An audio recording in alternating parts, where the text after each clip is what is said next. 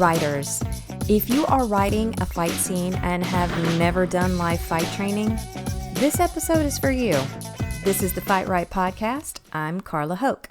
If you are new to the show, check out my blog at FightWrite, one word, FightWrite.net. Lots of goodies over there. If you'd like to take a FightWrite class, go to Writer's Digest University and put FightWrite into the search box, or Carla Hoke, CarlaHoch.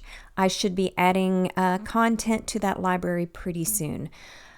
Use code FIGHT10, FIGHT10, for $10 off. And of course, check out my book, FightWrite, How to Write Believable Fight Scenes. You can buy it in stores, online, and possibly check it out at your local library. If it's not there, request it.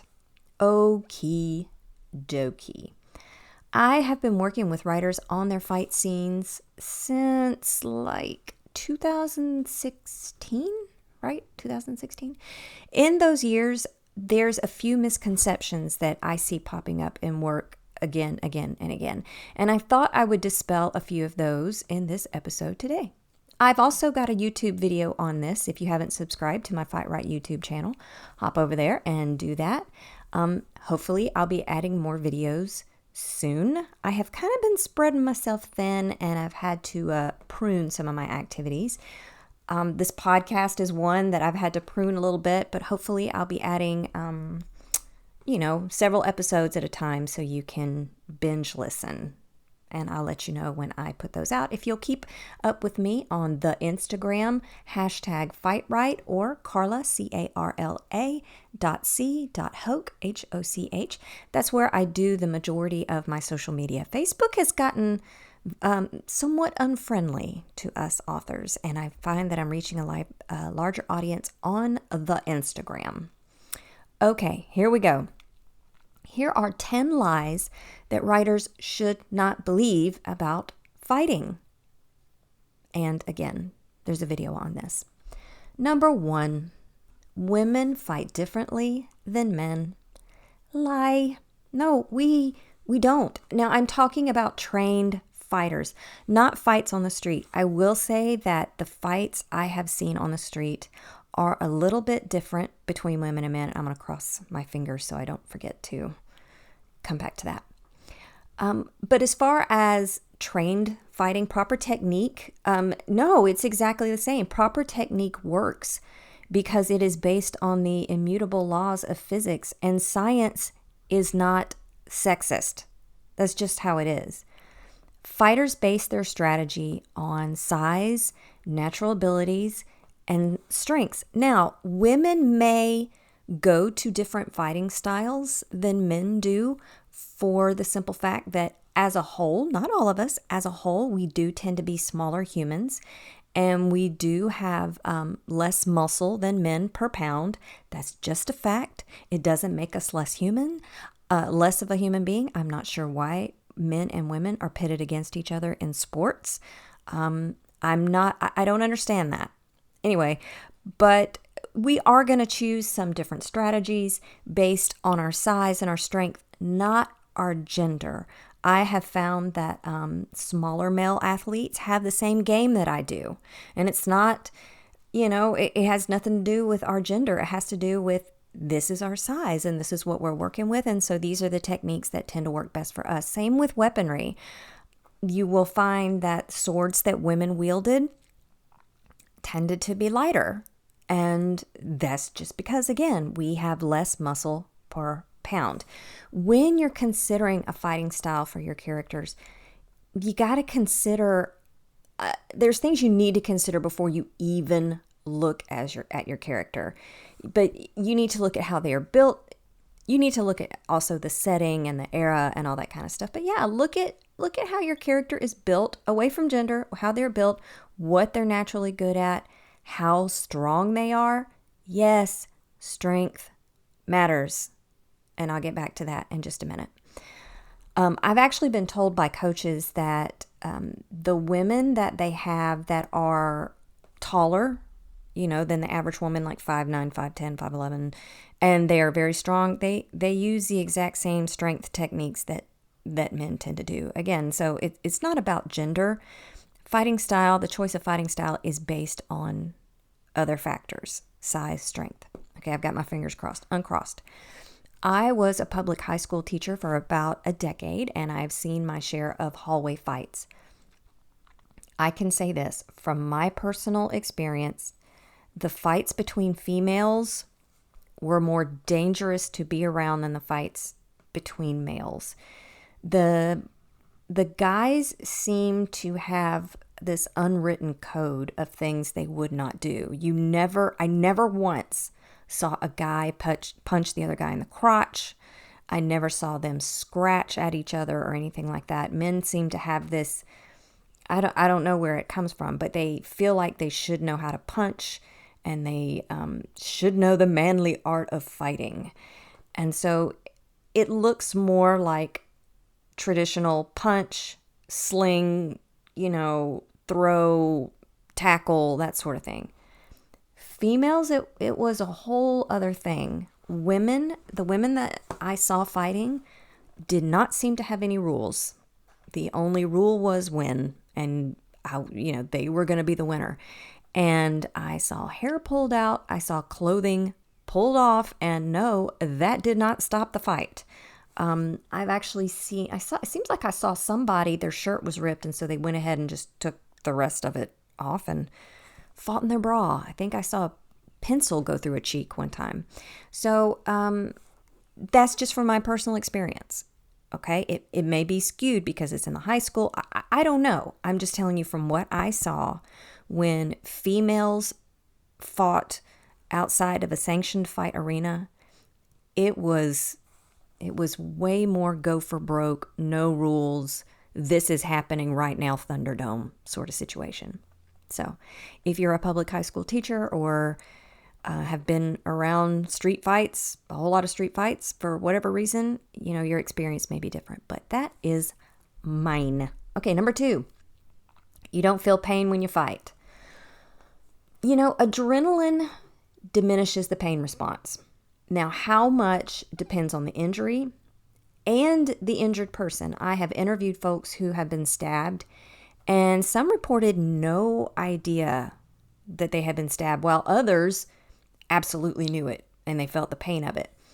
I think however much pain you give the injured character probably isn't wrong. Can you get your leg bitten off by a shark and not feel it? Yeah, I've seen that report. Can you get your leg bitten off by a shark and absolutely feel it? Yeah, I've seen that too. What is true across the board is that regardless of the level of pain, once adrenaline ebbs, that pain increases big time. I have been hurt training and hurt in fights, and one time I absolutely did not know it had happened. I was in a jiu-jitsu fight and I had my opponent in closed guard. That means I had my legs wrapped around their torso and my feet were interlocking behind their back, and they were pushing, trying to break my guard, and I wouldn't open. I kept my feet locked behind them, and I kept my feet locked to the point to where I sprained one of my ankles. It kind of got dislocated and went back in place from them pushing on it. I did not know that had happened. I got off the mat and I was kind of walking around, and I after I sat down, my coach was sitting next to me. I said, I think I hurt my ankle. And he goes, yeah, you hurt it in the fight. I'm like, what are you talking about? He goes, no, you sprained your ankle. He's like, you wouldn't open and your feet, did a funny thing. I'm like, oh, I had no idea. Now, within 30 minutes, I had a very good idea. I had the option of another fight after that, and I stepped out of it because I was having a hard time walking. But also there have been times when I've been training when I was kneed in the face. I went through, I'm not sure what I was doing differently as I was fighting, but I went through a phase of 6 months where I was getting kneed in the face a lot. And obviously I knew it happened. I felt the impact. And because, your face, you bruise mainly in the bony areas. So cheekbones, brow bones. And when you are injured there, they swell, and you do notice swelling around the eyes while you're fighting because your view gets smaller and smaller the more that your eye swells. And so obviously I knew I had been hurt. I knew the impact. I mean, it knocked my head back. I could feel the swelling. But it was not until I got up and looked at the mirror that I was like, holy cow, that's nasty. Again, within 30 minutes, I was very well aware of how injured I was. That is my experience. It's the experience of other people that they feel more pain. So again, whatever level of pain you give your character, I think it's going to be correct as long as you increase that pain significantly once adrenaline ebbs. Number 3, your character will feel fear as they fight. That's a lie. Crazy as it sounds. Okay, I shouldn't say that's a lie. It's rare. You don't generally feel fear while you're fighting. Before the fight, sure. The character might even feel fear when they recall the event, but during the event, there is a drive to survive. And this is another function of adrenaline. Adrenaline kind of zaps your emotions because during the course of fighting for your life, you don't need to think about the emotional implications of it. I was in a car wreck. If you've listened to the broadcast a lot, you may have heard me talk about this. I was in a really bad car accident, and when the car came to rest, finally it stopped moving. The car was on its side, and I was hanging in my seatbelt looking down toward the driver's side. And I looked down, and it was my best friend who had been driving. She had gone through the windshield, and she had come back in to the car, and she was terrible lacerations on her head and neck and everything. She's fine. She's fine. She's got a beautiful family living out in California. At the time, I thought she was deceased. And it didn't, I just looked at her and I thought, well, I'm in the car with a dead girl. It was I know that's super tacky. I know that's tacky. But there was just a flatness about it. It was a realization, and it was an awful realization, but it was a very flat feeling. That's the only way I can describe it. And it may be different for other people.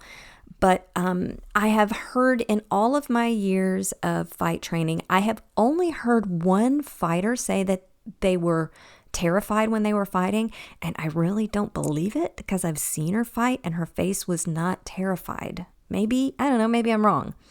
But if you are writing your fight scene from first person, do not add in fear. I have a blog post about this. I think it's called Scene of the Attack. So head over to FightWrite.net, look at the index, and look at Scene of the Attack. I believe that's what it's called. And it's an interview I had with a woman who had been attacked by half a dozen people. And she talks about her emotions during the fight. All right. Number 4, you can drive somebody's nose bone into their brain and kill them. Oh, mercy. This is a hard no. And I cannot tell you how many times I have heard this. I was going through a checkout line in the grocery store and I had on a hoodie, and it was from a boxing, I think it was Title Boxing, a boxing club. And the assistant manager and the bagger saw it, and they did not ask if I was a boxer. It was weird. But I understand. I don't look the part. And they were like, oh, that's a boxing shirt. Oh, that's really cool. And then they immediately launched into this conversation if they were attacked, what they would do. And they were saying it to each other, not to me. And the manager said, oh, I'd palm thrust immediately to the nose, drive the nose bone into the brain, and kill them immediately. That is not a thing. The nose has no bone to drive into the brain. It's mainly cartilage. Look at skulls. Have you ever seen a skull with a big old nose coming out of it? No, that's not how it worked. If you could drive the nose bone into the brain and kill somebody, there would be next to zero UFC fighters left. That's all there is to it. Number 5, technique always beats strength. Glory, I wish this were so, but it's just not. In stand-up fighting, as in punching, if the combatants are the exact same size, then yes, most of the time, technique will win, okay? Because technique achieves maximum efficiency with minimal effort. Punching is about creating force, and force isn't related to strength. It's the product of mass times acceleration. So now, strength does relate to the speed of your punch, but it's not necessarily going to, create more force. In some non-striking arts, strength can have a massive impact. Wrestling, jiu-jitsu, even when using correct technique, people can muscle out of things. I know this from personal experience. So why bother with technique at all? Well, like I just said, you've got maximum efficiency, minimal effort. And that minimal effort allows the fighter to conserve their energy. So while the stronger fighter may be able to muscle out of things, they're also going to get tired quicker. There's a saying in Brazilian Jiu-Jitsu, if you think, you are late. If you're late, you use strength. When you use strength, you tire. And when you tire, you die. But sometimes strength can be employed to quickly end or escape the fight. And then, being tired isn't really an issue. It's kind of like writing. There's good writing technique, and then there's uneducated, sloppy, lazy writing. And darn it, sometimes the latter outsells the former. Does that mean we should quit being technically sound writers? Heck no. Never lower the bar to meet ignorance. Is that harsh? I don't mean for that to be harsh. I just have a great respect for the work that goes into good writing and good fighting technique. So if you have two characters and you have one that is on the smaller side whose technique is, they're a master of whatever sport or art, and they're up against somebody who is huge, much bigger and much stronger than they are, do not assume that the bigger, stronger person won't get the best of them. That's just anybody who tells you technique always beats size and strength is a big person. Ask any little person out there, i.e. me, and they'll tell you that is just not the case. Okay, number 6. You can lift someone up by their neck and talk to them. This is only true if you're Darth Vader or possess the power to negate science. Our necks are not made to support the body's weight like that. Does that mean lifting someone by their neck will kill them immediately? No. It means that the possibility of the neck dislocating, the possibility is there, and we shouldn't try it at home. Don't get together with your writing bros and try to pick each other up by the neck to see if it hurts. Don't do it. Okay, the possibility for injury is mega high. Even if the cervical spine holding the weight of the body weren't an issue, the person being gripped by the neck can't talk. Also, it's likely their blood would be cut off and they would lose consciousness. Okay, but let's say the neck did hold out fine and the person could talk. It would take an extraordinary amount of strength to hold that amount of weight out in front of you. I just saw the 4-hour Justice League movie. And y'all, I sat for the whole 4 hours. You have no idea what an accomplishment that was for me. I am a 2-hour maximum movie person. Lord of the Rings was an exception.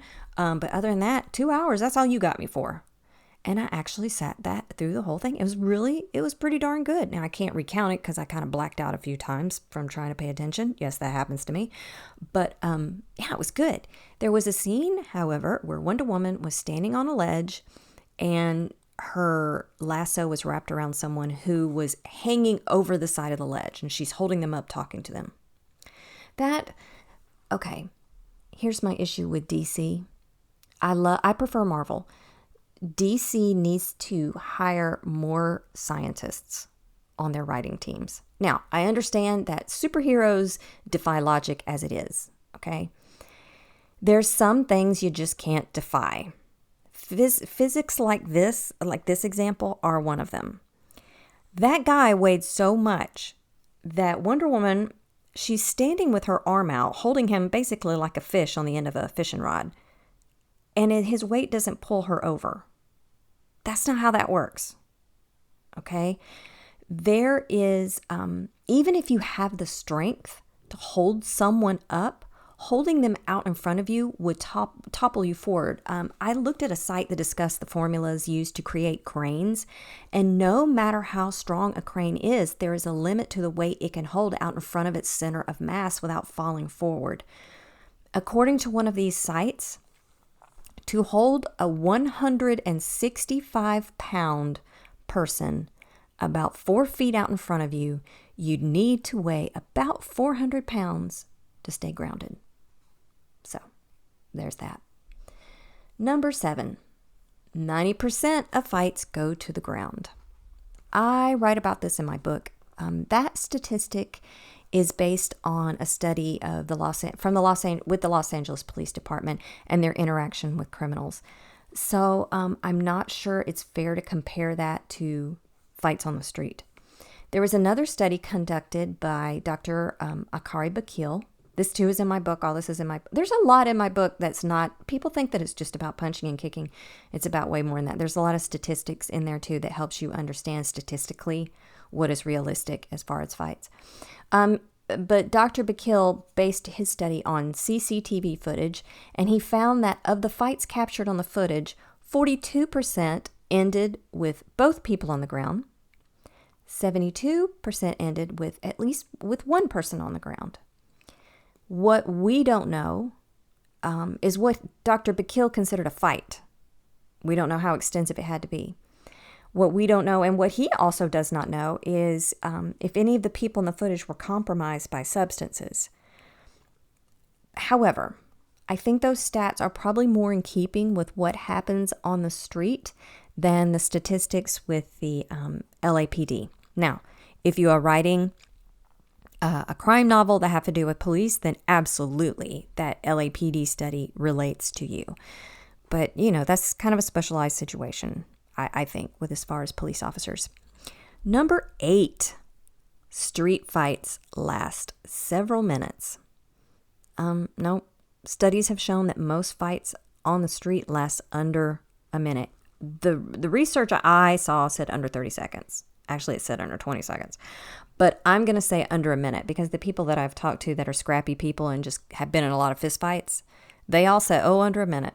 So they don't go on and on and on. Promise. Number 9, smaller is better in a fight.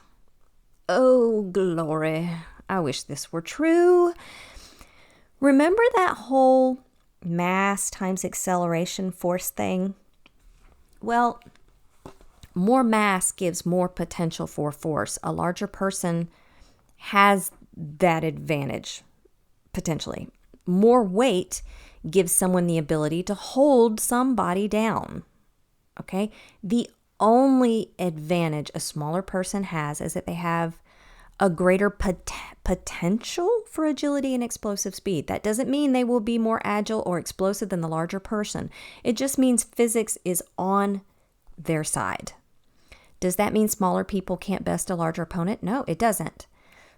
But they do so from an inherent disadvantage. Something I have found in jiu-jitsu, an advantage I have with larger people is that I'm able to they have a harder time holding on to me for the simple fact that I'm smaller. However, we are both agreeing to do jiu-jitsu. At no point are they allowed to, start punching me or start tearing at my face and hair and all that good stuff. Also, to be quite honest, I really doubt that the big guys that I'm rolling with and I'm slipping away from are giving me 100%. We're teammates. They are protecting me as a smaller opponent. They give me just enough to make me work hard and to force them to use technique over strength.